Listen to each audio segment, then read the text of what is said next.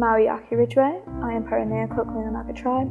I'm Laura Allen. I'm the Curator of Native American Art at Montclair Art Museum.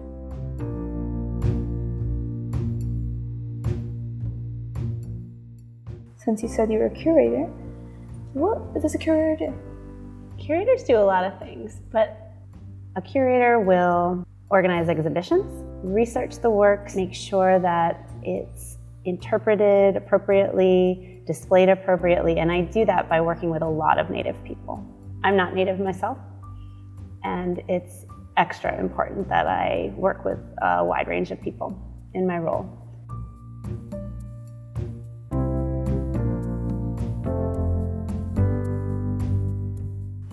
But how many different communities are represented by the collection? In this room, we will be showing about 50 artworks, and they represent artists from about 40 Native nations.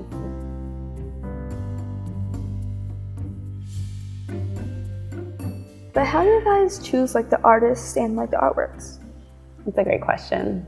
A number of folks come here that we have been working with, knowledge holders and leaders in their community, that they came and looked at our collection and in many cases chose what's going to be on view. So in certain cases, I didn't choose it at all, but the community members did. I admire that, going to their community and letting them pick out what they think is historically accurate, what they want people to know about their community. Exactly. I think it's really beautiful. It's a lot of stories to tell and a lot of different types of artistic traditions.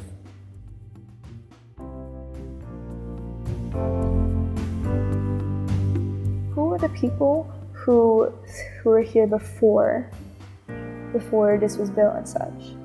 So we're in Lenape. That is the land of Lenape people. This is Lenape territory.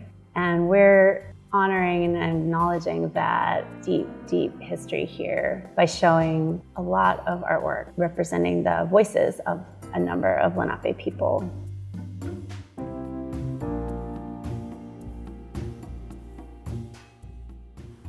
So what is the main message you guys are trying to send?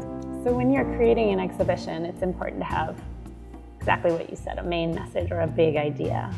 So for this one, it's that Native knowledge has power, and that the art that you're seeing holds that power. To inspire and motivate people to learn more about Native culture. We're not just a part of your history books. We're actual people, and we still live today.